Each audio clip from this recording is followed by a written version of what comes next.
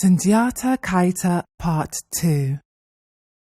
Now, the Epic of Sundiata contains many episodes and covers the entire story concerning Sundiata Keita, including the early history and lineage of Sundiata, the birth and childhood of Sundiata, the surrounding African kingdoms and tribes such as the Susu, his exile, his eventual return and war with Sumunguru and the Susu, which is known as the Battle of Karina, and also the creation of the Mali Empire.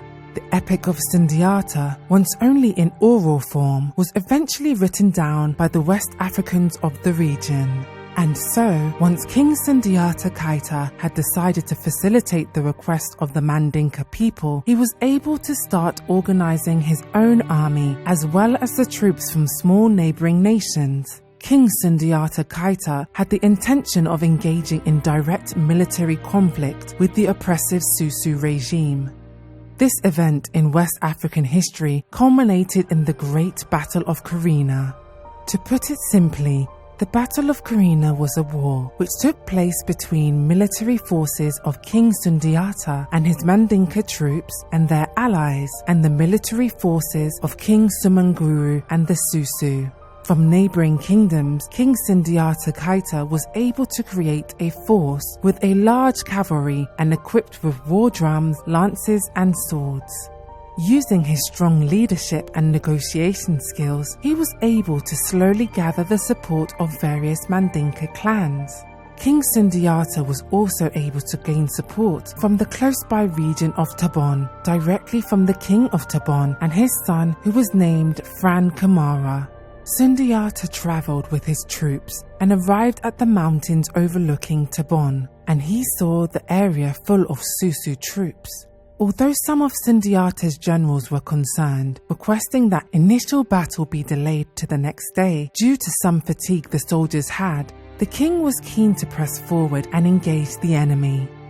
He led his army into battle and encouraged them. This initial conflict took place near to Tabon between King Sundiata Keita and some of the forces of the Susu who were taken by surprise.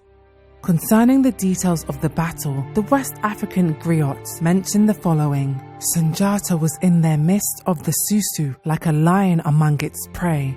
The Susu troops were quickly defeated. The army of Sundiata celebrated their first victory, and news of the battle and its outcome soon spread across the region, reaching King Sumunguru and the neighboring kingdoms.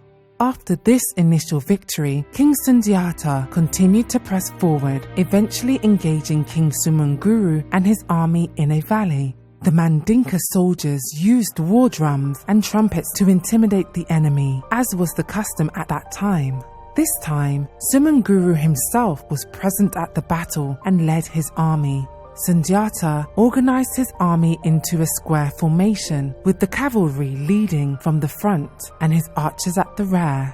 Sumunguru's soldiers in turn ran down into the valley, attempting to encircle Sundiata and his men. However, Sundiata's army was quickly able to maneuver and reposition the archers to launch a volley of arrows at the Susu.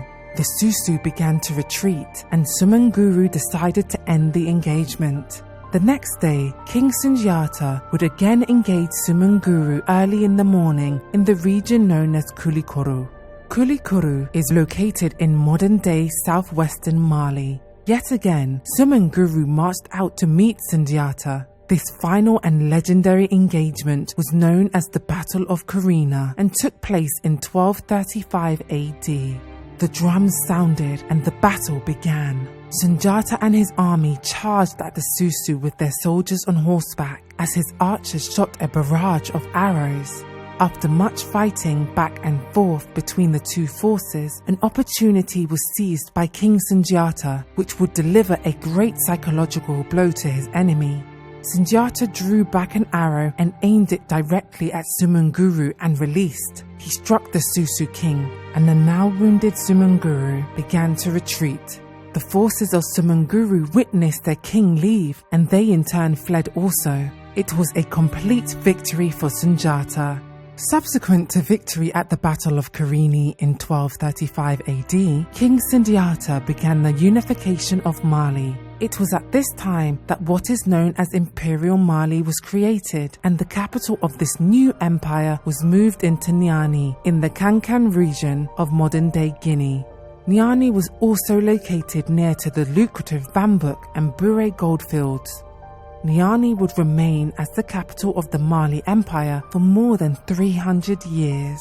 King Sundiata Keita became a Muslim, following the religion of Islam, as was the custom of the elite class in Western Africa at the time.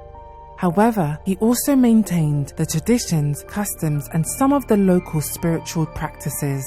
As a consequence of this, it is worth noting that a mixture of Islamic customs and traditional customs became commonplace in the region.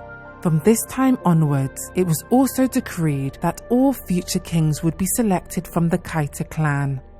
One of the benefits of the victory of King Sundiata over the Susu and Sumunguru was that numerous West African territories fell either under his control or were allied to him.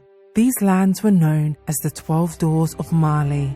The lands included the following: Zaghari, Tabon, Ker, Ualata, Sibi, Toron, Do, Jidiba, Bumbugu, Jallo, Kenyaga, and the land of the Bozo people, who were located along the Niger River. In total, King Sundiata Keita ruled the Mali Empire for approximately 25 years.